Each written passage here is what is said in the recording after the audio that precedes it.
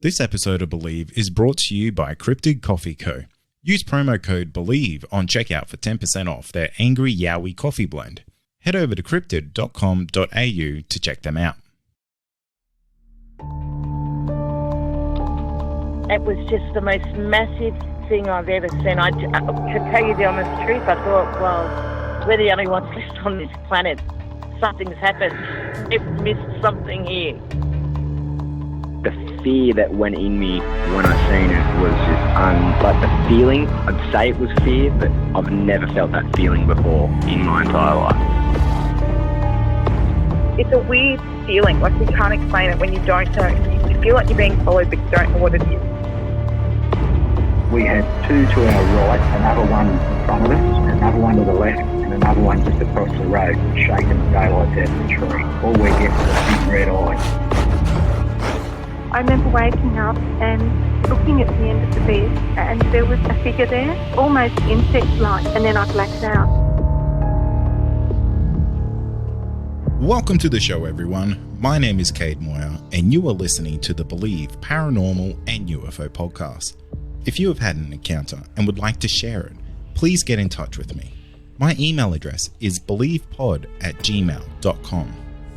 If you enjoy the podcast, be sure to leave us a rating or review wherever you listen, and head on over to our website, believepod.com, and consider becoming a member to get bonus episodes and video content.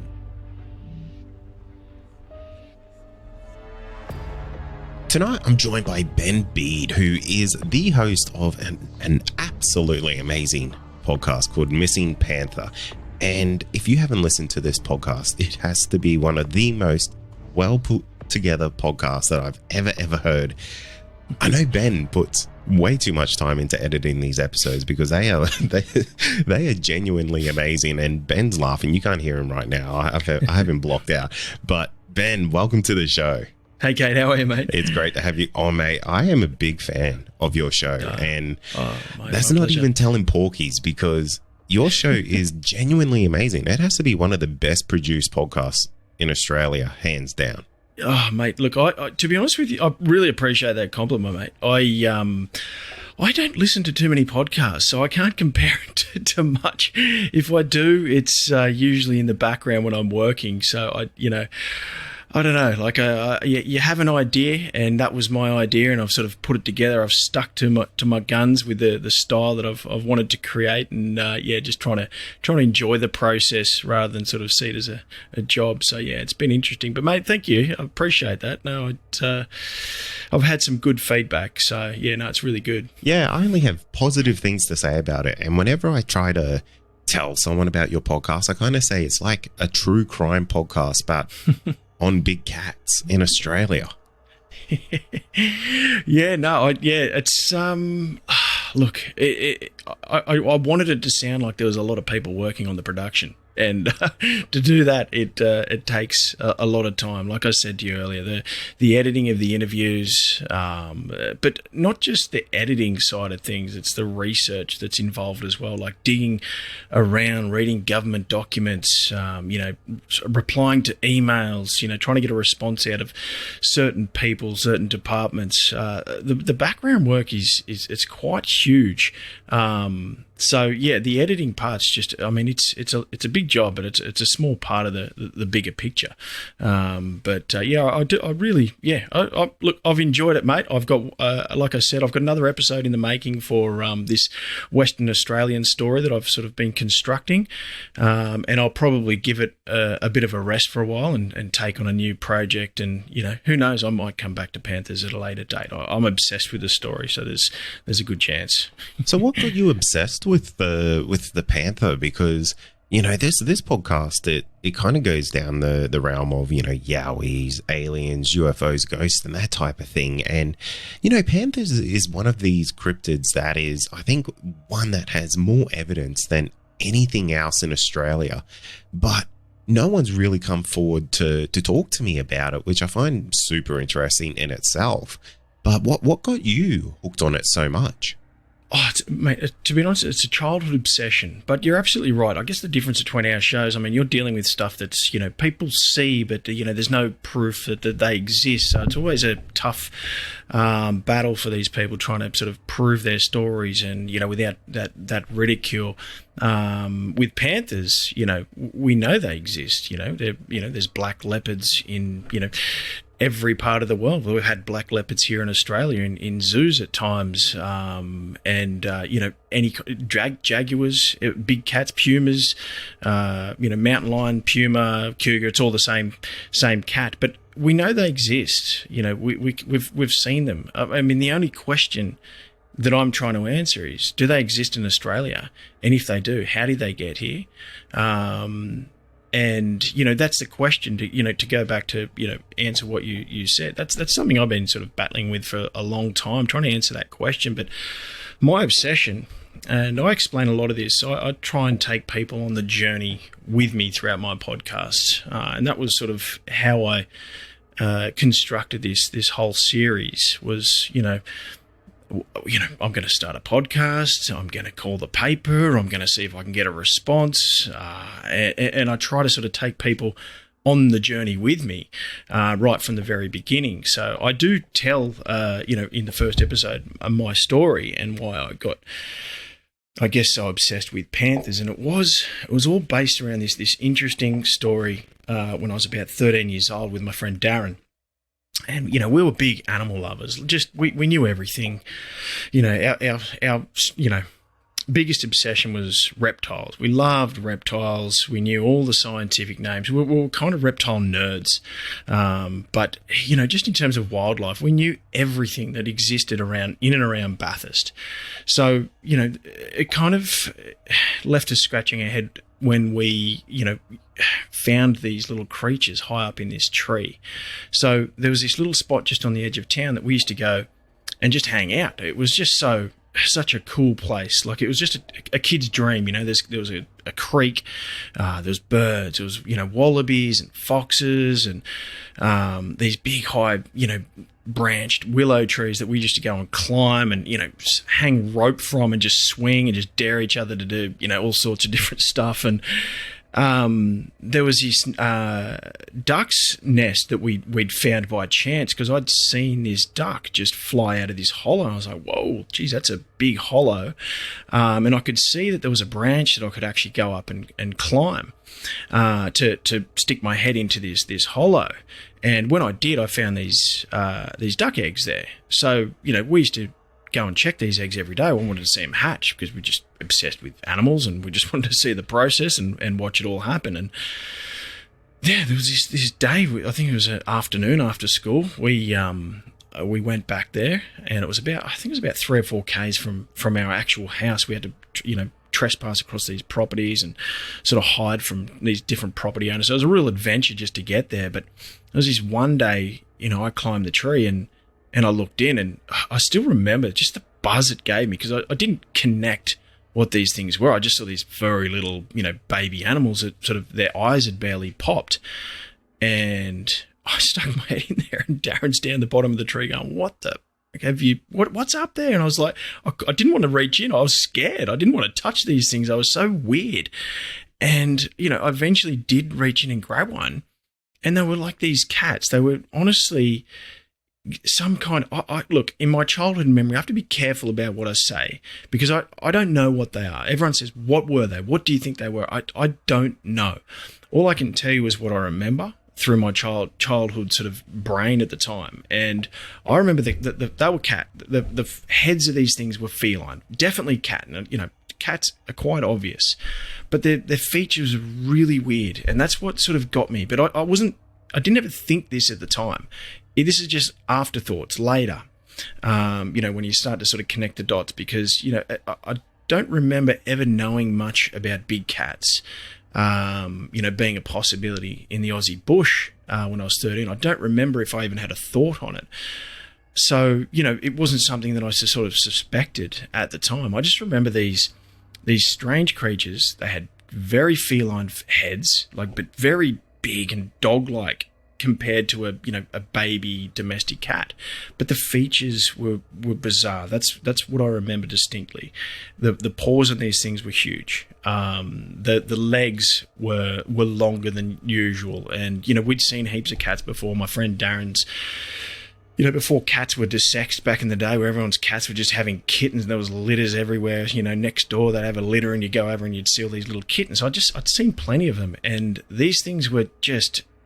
So you get the standard size, tiny little kitten. These things were, I would say, 3 to 4 times the size of like a newborn kitten. And I would say these little guys, I don't know, 3-4 days old, possibly 5 days old, but they were well developed and their eyes just hadn't popped yet.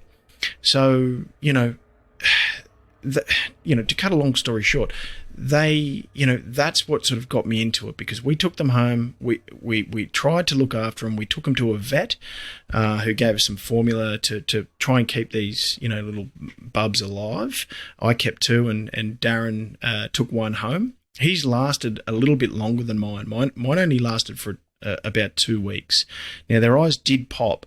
They were definitely nocturnal too, because I was screaming all night, and I just remember going to school just so tired, because I was just next to my bed in this little long cardboard box with like a couple of blankets and stuff in there, and they just kept me up all night, just squealing it was kind of squealing like a pig, like a feline-y sort of.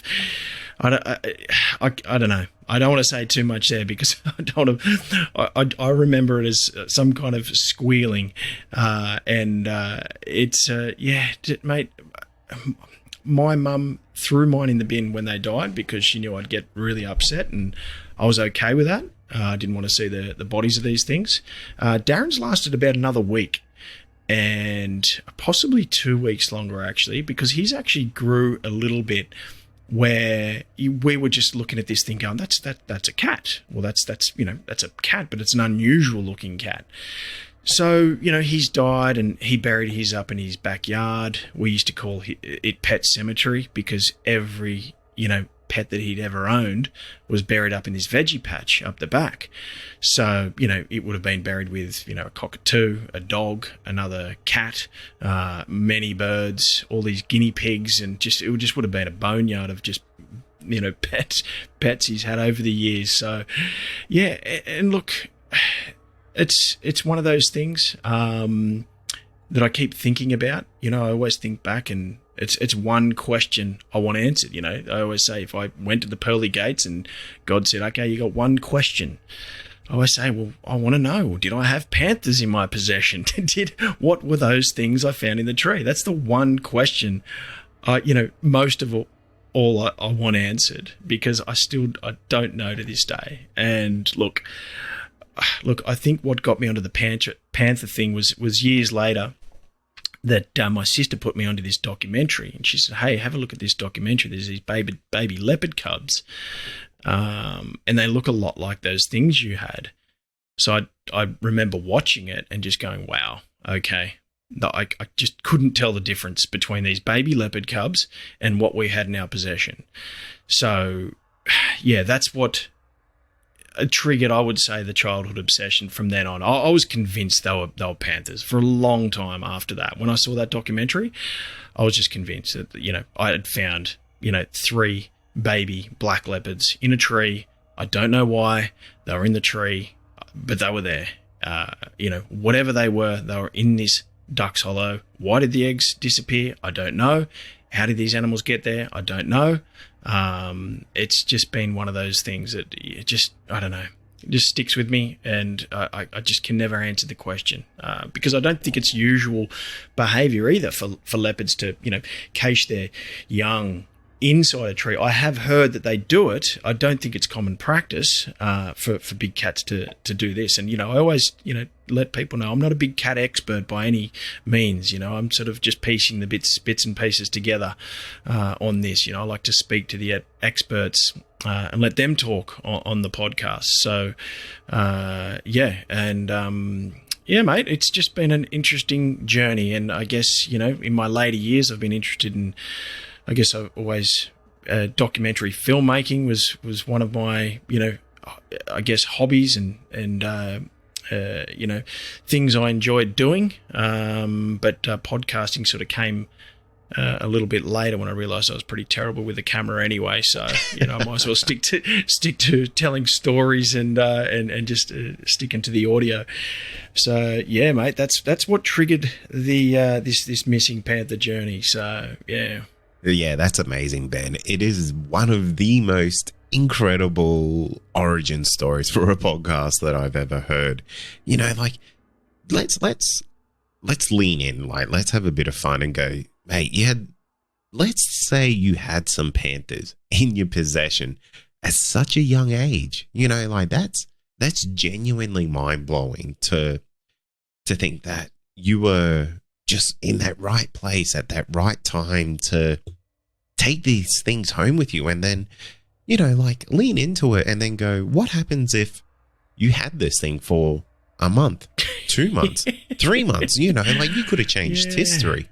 Oh, mate. Oh, look, I've thought about the future, in these different scenarios where, I was that young boy who, found the definitive proof of big cats being in Australia. And it's been from headlines to me walking in them around with, on these collars and, just you're putting them on show. It's just, it's really, it's a funny one, mate. I don't know. Maybe it's better to remain the mystery that it is, because maybe the truth is more disappointing. But I don't think so.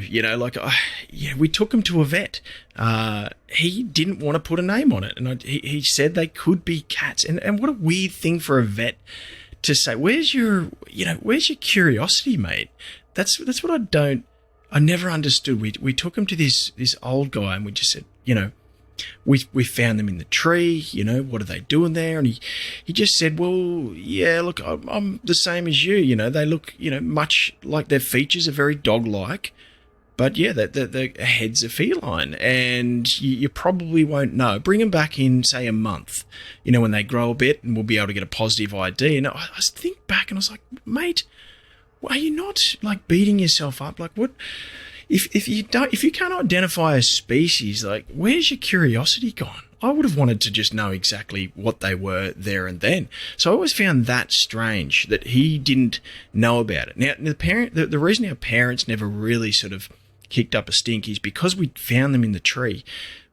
Me and Darren, when we were hiking home, we're like, oh geez, if we tell them we found them in a tree, they're going to say, they're a wild animal, that we have to let them go. And we really wanted to keep these things. So we did cook up this story to my parents. I didn't say this in the podcast, so this is a bit of an exclusive for you, mate.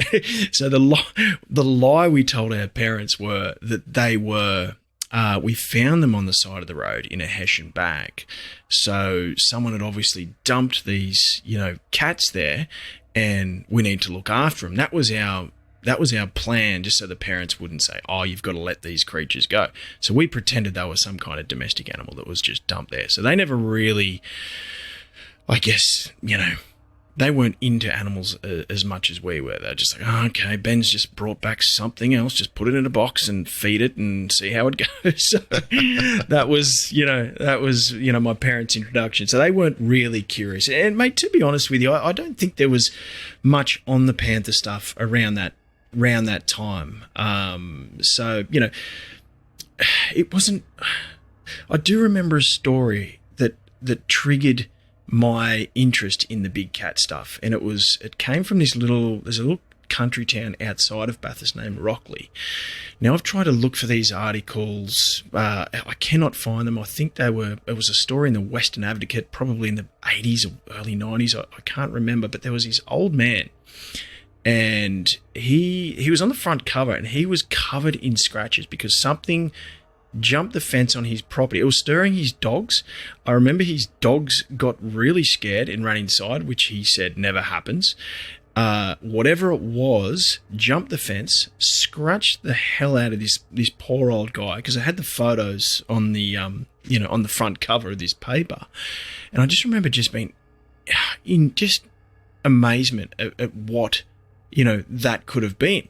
And I think they touched on the big cat stuff there. There's, some, crazies believe it's a big cat, but they talked to local authorities who'd suggested that this was a pig. Now, I don't know. Many pigs that could jump a 6-foot-high fence. I don't know. I'd like to see it. I've seen the flying pig at, I think it might have been Dreamworld, the one that jumps in the pool, but that's about the biggest vertical leap I've seen in a pig. But the hooves as well, the jumping of the fence and the scratches, it just didn't work. So that was one of the key articles that made me go, okay, perhaps there's something out there. And I remember that was, the sort of start of my journey. And then, Mike Williams brought out the Big Cats Australia book. And from there, it just grew. Just hearing other people's accounts. And I think in my mind, I knew there was something out there. It wasn't really a question. It was just, they're out there. The government's denying it. Obviously, they don't want to put in the hard work for whatever reason to find these things. They don't want to put the money together to try and to track these down, to learn more about them. I was convinced. I was, and still am. To be honest with you, yeah. Yeah, I'm in the same boat as you there, Ben. I am the biggest believer of black cats here in Australia, and not just black cats. Big cats here in Australia, because Australia is the most prime land for a predator of that type to just flourish. And, if one was let off its leash or, escaped from its cage, there is absolutely no reason that a creature like that could just go and live its best life out in the Australian bush. And now, a quick word from our sponsor. Also, are you wanting more content? Why not become a Believe Plus member? You'll get access to exclusive podcasts and episodes that aren't available to the public. Not only that, you'll also get our regular feed without any ads. Head to believepod.com/plus to sign up today for just $5 a month. Oh, absolutely. Yeah, look, there's no doubt. There's an abundance of food, and there's enough game out there for these, cats to survive without coming down and spending too much time killing livestock. I mean, I have got the stories of the livestock, but, they're not as common because, there's so many kangaroos out there, just to name one, and they're easy. That's like, I spoke to Dr. Johannes Bauer in episode 5, and, he talked about, a big cat living in the Australian bush, it would just be in paradise, because there's no predators for a big cat, and the amount of food available, and the bushland for it to hide in. Now, I guess, it always brings us back to the origin. People always ask me, where do they come from? What's the, how did they get here? Look, there's just so many ways a big cat could get here. Like, it's not difficult to work out, just from what I've dug up, and, the amount of stories that came from just looking around circuses. Now, I spoke to, 2 circus owners that were quite happy to chat. One believed that there was big cats out there, and the other one didn't. Robert Perry believed there was big cats out there. He was the son of, the Perry Brothers Circus, the guys who, started up Perry Brothers, who they ran travelling menageries all around Australia for years. And he said stuff just got out all the time, and it was usually just drunken circus truck drivers, always crashing, and monkeys getting out. He told me specifically that his dad said that he lost a leopard, a black leopard, wow, when he was driving through Inverell. Now, this is coming from a circus owner. He's a little bit older now. They don't have the business, so there's no accountability anymore. It's just stories. So he saw my ad in a circus magazine. He contacted me straight away, and he goes, I know the origin of these big cats, but that could just be one reason that people are seeing them. But the interesting thing about, excuse me, Robert's story is, Inverell's not far from a little place called Emmaville. Now, it's within 30 kilometres, I think, as the crow flies. It's roughly that, There was sightings around Emmaville years after that they lost one, you know. And if a big cat's got, you know, a good 12 years in them, you know, but some say, you know, they can go up to 20 years, you know, if they're living happily. But, you know, a good 12 years, these sightings are justified in that area because a bloody cat was lost. It came out of a truck, and that's coming from the mouth of Robert Perry. Now, it's just a story, but is it a coincidence that people are seeing these things in Emmaville? Like, just people who didn't know about an escape. There was no reported escape. It was just, lost a leopard. Let's get out of town, guys. There was no reporting it to the police. There was no big search. He told me it was just like, whoopsie-doo, okay. And, you know, back in the day where paperwork was probably a little bit easy to fudge, you know, Black Panther. What Black Panther? No, we never said we had a Black Panther. And, you know, years later, Emmaville Panther became a thing. People seeing it everywhere. I spoke to an old guy, Donald Clifford. He was the earliest sighting I had on record. In 1958, he's still alive. I think he's 80 plus years old. Really nice bloke, genuine, you know, bushman, no reason to lie, quite consistent with his story. He was on horseback and just saw this thing just loping alongside the track, just right there. He's watched it for 10 to 15 minutes. And as he, you know, I think he was a young fellow, just working on the farm. And he found a series of, you know, dead kangaroos, you know, not long after. But his story was, I think, reported in papers, you know, in the early years. And, yeah, I think he stopped talking about it because he did get a bit of ridicule in the papers and stuff like that, and was happy to talk to me because I think it had been so long. But I mean, that's an interesting thing too, you know, like the connecting of the dots with that one, I think is quite interesting. But look, circuses were losing stuff all the time. There was a zoo in Western Sydney where I spoke to the owner of the zoo. I've just forgotten the names. Bullens, Craig Bullen. I spoke to him. I mean, they lost, you know, five lions got out and just prancing around town. Because, you know, a kid cut the I think someone broke into the zoo and cut the wires, and they had 5 lions just prancing around town. I mean, that was quite a public story because I think one of the dogs, a neighbour's dog, was eaten, and I think they eventually put that lion down. They didn't want to, obviously, but they had to because it was a danger to the public. So, you know, can you imagine all the different scenarios when these guys are traveling with these, you know, big cats and dangerous animals, and something gets out and you're in the middle of nowhere? What do? You just keep on rolling. The possibilities are endless, you know. And then you've got the US mascot theory as well, which is, you know, something else I can talk about for a long time. So, but look, like I said, the origin of the big cat, mate, it's just the evidence is there as far as I'm concerned. And, you know, I could go on about, you know, so many different ways these cats could get on the loose in the Australian bush, and it doesn't come down to one particular story, in my view. There's a few stories. There's quite a few, you know, reasons that they could be here, but hundreds of stories as well. So, you know, if only a few of them are true, these cats can find each other, no problem at all. You know, they cover, you know, hundreds of kilometres, you know, to feed and find their mate. You know, they're not stupid. They're a little bit, their senses are a little bit more heightened than ours. So, and you know, they're built for that.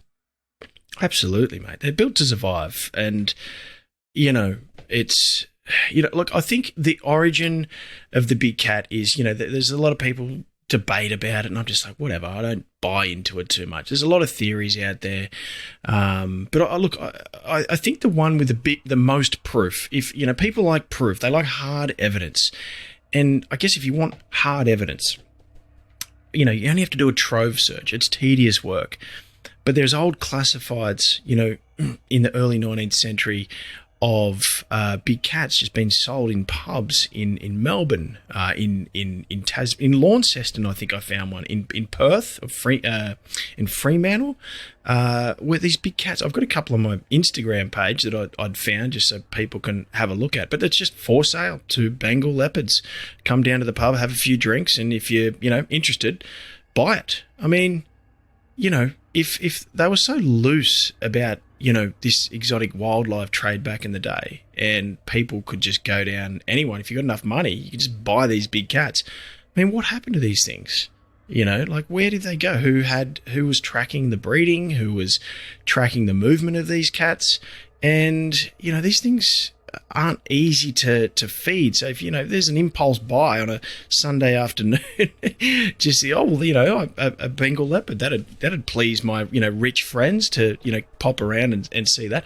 You know, these things, they need to be fed. They need to be looked after. So, you know, when they become too much of a liability, what do? You put it down, you let it go, open the back door. Who knows? But look, there's a trail of unregulated big cat sales just all throughout the old Australian paper classifieds, and that they can be found. I've found quite a few, but you know.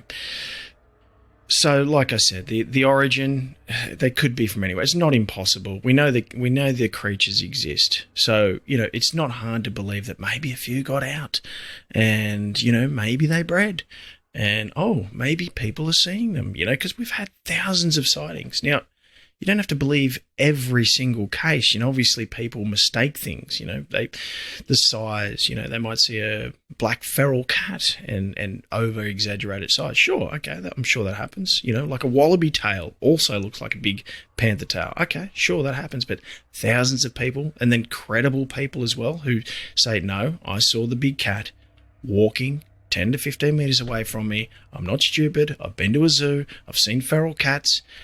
You know, and you're talking wildlife biologists, you know, smart people, environmental scientists, just so many credible sources with no reason to just sort of make this stuff up. Because, mate, there's no benefit to make this stuff up. Like, if anything, it's the opposite. You just get ridiculed. So it's not like you go, oh, I'm going to make up a story and get ridiculed for the rest of my life. That sounds fun. That's something that I actually notice with your podcast. And, you know, a lot of the people that do come forward is that they do feel like this huge sense of ridicule about the black cat, which, you know, I find that so fascinating because, you know, I talk to people every day of the week who see the most amazing and, you know, technically unbelievable things. And they're so brave coming forward to do that. And it just, absolutely, it boggles my mind that, you know, people are getting ridiculed for seeing a large cat. For me, it's just like, that is just science. You know, that is just common sense. These things are, people own these things in Australia right now. You know, it's not that hard to go, you know what? Maybe a handful got away. You know, I'm actually not crazy. Yeah, absolutely, mate. And look, you know, like what you do, I provide a platform for these people to be able to share without the, you know, worry of ridicule. And, you know, like you said, like, there's no reason for these people to make stuff up. And I mean, you cover a broader range of topics than I do. And, you know, it takes a lot for these people to step forward and go, you know what, I'm going to tell my story. It's a very nerve-wracking thing because, you know, a lot of the time, they either haven't told it before in fear of ridicule, or they have told it and, you know, been absolutely hammered by their friends. So it's a huge step for them to come forward. So, you know, platforms like yours are fantastic for these people to sort of, you know, be able to share without the judgment and the ridicule. It's great. And you do more of a service than you actually realize. And, you know, it takes a lot of emails from people to tell me this stuff. I didn't really think of this, you know, as a benefit until sort of halfway through. I was getting all these emails like, thank you for, you know, providing a space. Thank you for addressing the information sensibly and not laughing at us. And I was like, oh, wow, okay, I'm actually doing a bit of a service. You know, I didn't realize that was a thing, but, you know, it is. So, yeah, you know, hats off to you, mate, as well. So, you know, it's a good thing that you're doing. I think it's a good thing that I'm doing as well. And I think these people definitely need to be heard because they've got a story to tell, you know. And, yeah, I'm sure there's a very, very small minority that are making it up. But, you know, like, I've got a good friend, you know, this probably goes onto your topic a little bit as well, who, you know, I've been friends with quite some time, and childhood friend. And he had a series of traumatic events happen to him within the space of a year. Terrible stuff. Deaths. He got leukemia himself. Motorcycle crash. It was a horrible, horrible year for him. And he started seeing and hearing things. And he was telling me that, like, he was talking to people. And I was like, okay, cool, because I'm pretty, open-minded, so he's pretty happy to tell me. He's like, look, and I believe him, because the one thing he said to me, he goes, look, I'm either going insane or this is actually happening. Now, this same guy has gone on and he's doing readings for people now because he channeled what he thought was his own insanity. He channeled it into something real, speaking to the dead. I'm not sure what that's actually called, but, people do it, speaking to the dead, apparently. I don't know much about it. And he followed up on it and he went over to this, I'd call it Hogwarts, some school in England that sort of, works on that craft. And now he does it. I'm just being careful because I haven't, been given permission to share his name. Probably doesn't even know I'm telling this story. So I've just been very careful. But he now reads for people and he's very good at it. And, he's getting good results. And people are saying, wow, he actually spoke to my dead uncle or dead auntie or dead mother or sister. And he's coming back with some really interesting information from the other side. So, it's just, it's interesting, because I know he got ridiculed quite a bit. And, he's the result of something, a positive result of something out of all this. So, it's fine to ridicule, but, don't do it unless you know for sure, because, these people aren't crazy. And they've got a story to tell, and who knows, there might be some truth in it. And that's sort of, how I feel with these guys, so. And mate, I agree 100% with you on that. It's really no one's place to say, what someone else experienced was real or not, because, that's their experience, and it all comes down to, an individual's interpretation of, what they saw, because, no one really knows what happened in that moment apart from that one person. Exactly right. Yeah, exactly right. And, I get stories all the time. And look, all I can do is take their word for it, listen to them, make my own judgment on that. I run people through a pretty,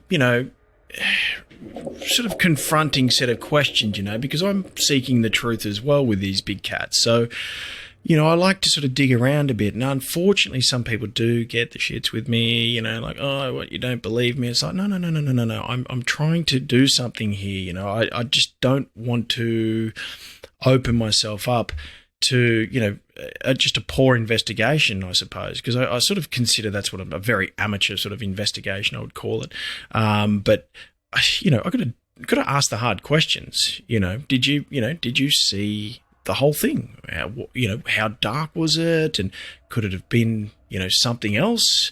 Did you get a good match of scale? Did you see a guidepost on the side of the road? So, there's that side of things as well. So I don't want to do a sort of a half-assed investigation and then sort of look back on it and go, oh, I'll let a few stories sort of slide. Like I'm trying to sort of get these, quality, credible stories out there so people can listen to this and go, wow, there's something to this big cat thing. I never really paid much attention to it. And that's what's happening. Like I've had people turn. My mother-in-law, for starters, she thought it was hilarious that I was doing a podcast on the potential of panthers, So, and then now she's like, oh, wow, okay. Yeah, so she's a believer. And a lot of people are the same because people are only exposed to, what mainstream media or whatever are sort of willing to put on the story. They'll put their 5-minute spin on it. It's not in their best interest to, we're doing a 5-minute big cat story. Hey,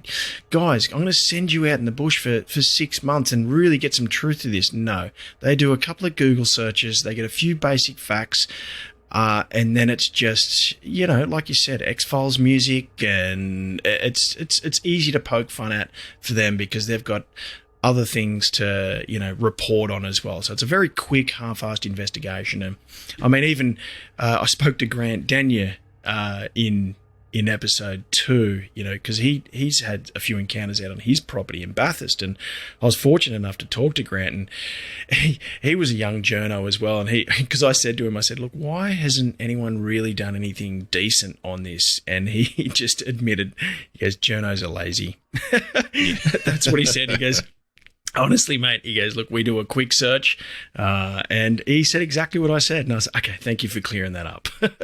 So, there's a bit of background insight into, the world of journalism.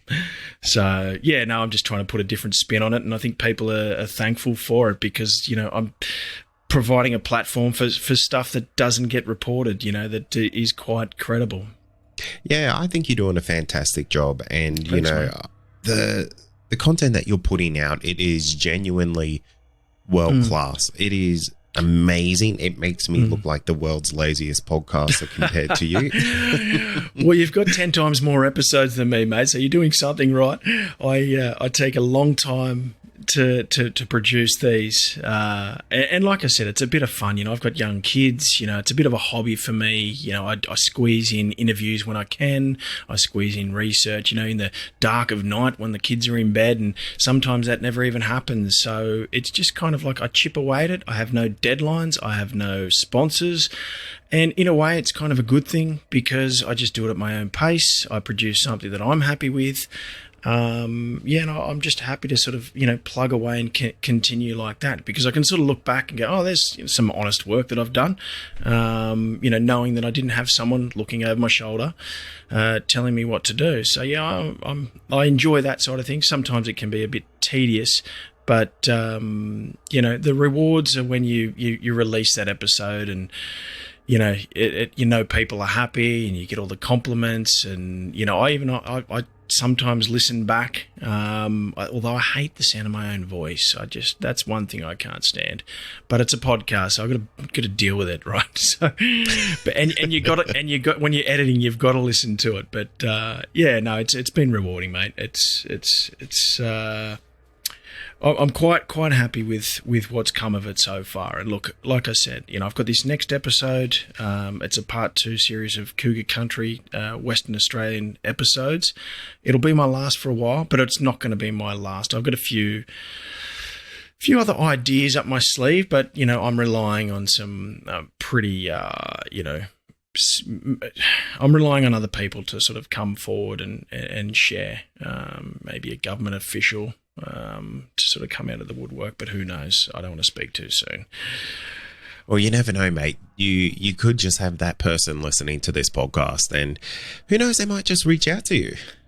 Oh, mate, look, I'm open to anything. Like if someone's got a story to tell, if they know someone that's had a big cat in their backyard, I know there's smuggling rings and stuff like that, and look, it's not hard to believe that they get out. And people say, well, where's the proof? There is one little piece of proof, and it goes back to 1985 in Broken Hill. A police officer was called out to a job, a truck, I think it was a road worker, reported a lion just sitting on the side of the road.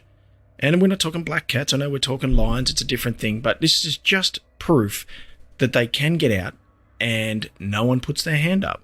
So where did this bloody cat come from? So this police officer goes out to the job, gets a high-powered rifle, thinking it was not even a thing, gets out there. Sure as hell, there's this big bloody lioness sitting on the side of the road.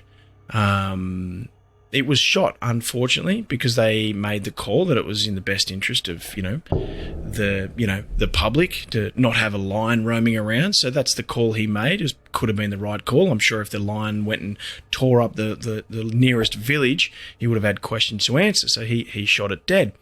Now, that was 1985, and that's another unsolved mystery. No one has owned up to owning that lion. But wow, there was. And that's documented, so you can Google search that. I'm sure that'll pop up in quite a few. The 1985 lioness in Broken Hill. I'm sure if you put those keywords in, you'll find a couple of stories. Now, there was a couple of rumors that a circus, a traveling menagerie was going from, look, I don't know the details. It was either Sydney to Perth or Gold Coast to Perth, but either way, it had to pass through Broken Hill. And this was told to me by the local vet. He basically said, look, they came through town. They had 9 lions in the truck. When it got to Perth, there was 8. And he knows that for a fact. And he said, so, figure that one out. So that's one, but that's his word. And like, he seemed pretty adamant that that's how it happened. A couple of people believe that, someone actually had a pet one, in town. But either way, it was a big cat. It was on the loose in the Aussie bush, and there was no one claimed it. So there's your big cat in the Aussie bush, proven. It's, definitive proof that it did happen. You don't hear about it much. But, it doesn't explain big cats, but it definitely shows that, even as late as 1985, it does happen and can happen quite easily. So, figure that one out. I guess one of the other questions that I do get asked a lot as well, which is probably on your list as well, but I just thought I'd bring it up on, while it's on the forefront of my mind, is, why haven't we got that photo? Why haven't we got that definitive piece of evidence? And look, to be honest, I don't think if one photo is going to, convince everyone anyway. I think it's going to be have to take a lot more than just a photo. But, I put it down to this. I just had an interesting conversation with a wildlife biologist who lives in Vancouver Island. Her name's Lynn Hancock, and she's going to come in my next episode. And I asked her that question. I said, look, what is going on? Like, can they really hide for this long? Can they really be invisible for this long? And that's not to say that people aren't seeing them, because people are obviously seeing them, but no one's getting photos. Now, with the whole photo thing, who the heck has their camera ready? Mm-hmm. Look, I challenge anyone. Give you 2 weeks. Go out and get me a really crystal clear photo of a fox or, a dingo or something like that. There's 2 weeks. See how well you do. Or, if one prances in front of you, get your camera out, get a shot. Show us how good you are. Give us that crystal clear shot. It's really bloody hard.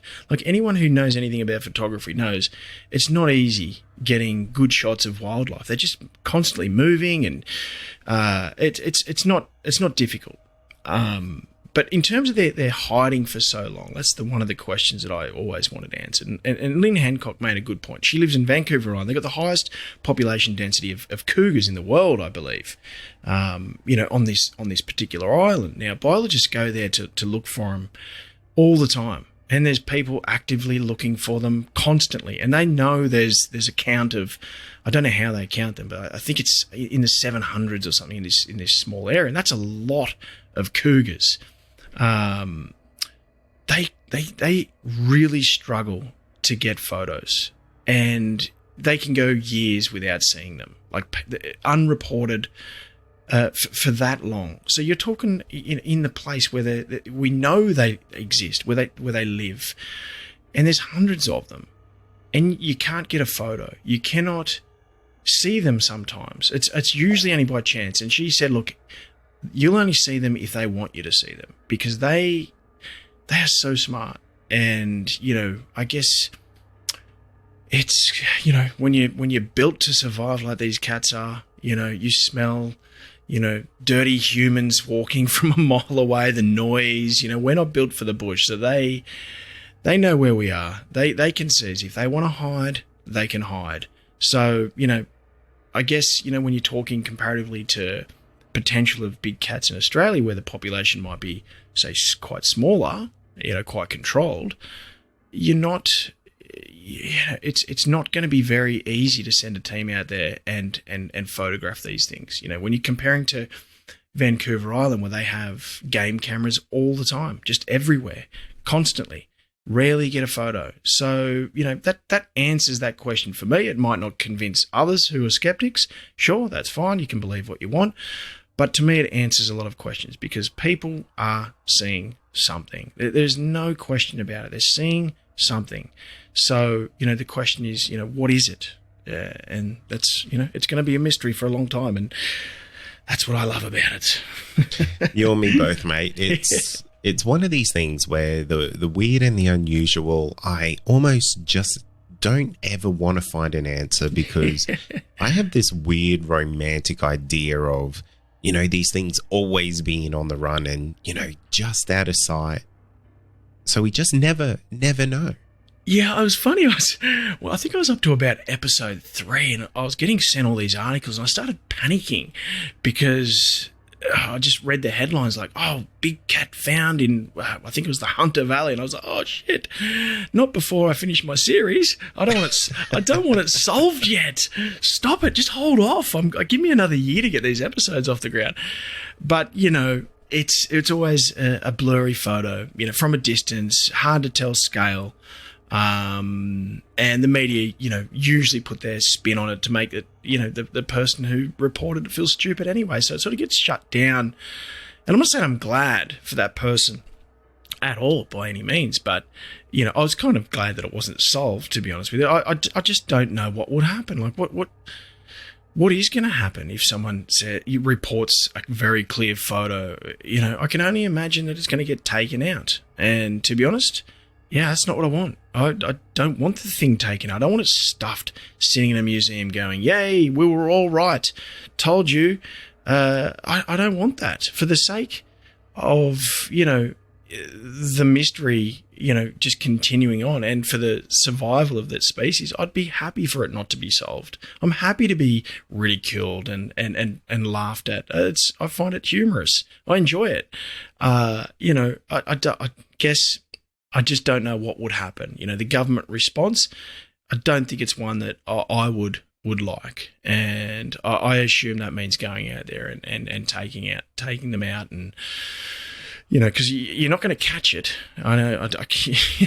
Can you imagine, our well-trained big cat, team going out there with their big cast nets, to catch this thing and put it in a zoo. It's comical. It's not going to happen. So, yeah, it's a mystery that I'm happy to never be solved. I would like a couple more clearer shots, a little bit clearer video, to be honest. But yeah, that's a tricky one, and could just stir up unnecessary attention for it. So yeah, mate, I'm happy for it to remain in the shadows, and I just enjoy the stories and all these little pieces of evidence that sort of pop out. There's just way too much evidence. Ben, you've been the most interesting person and easiest person to interview in the history of the podcast, mate. You get a podcaster to come on your show and they can just do all the talking. That's a hot tip for anyone. Thanks, mate. No, my pleasure, mate. And thanks for what you're doing. And I appreciate you letting me come on and share my story. And yeah, look, if anyone wants to reach out to me, my webpage, missingpanther.com.au, there's a contact page there. And if you got a story, I always say you don't have to come on the podcast. I think a lot of people are worried that I'm going to be recording as soon as I pick up the phone. That's not the case. I'm interested in what you've got to say. Everything's confidential until we discuss otherwise. So, it's a safe space for, reporting. And, I'd always be happy to chat and, talk about what you know and what you've seen. So, yeah, feel free to reach out. Thank you for listening to this episode of the Believe Paranormal and UFO podcast. If you have had an encounter and you would like to share it, please get in touch with me. My email address is believepod@gmail.com. Finally, don't forget to follow us on all our social media outlets and be sure to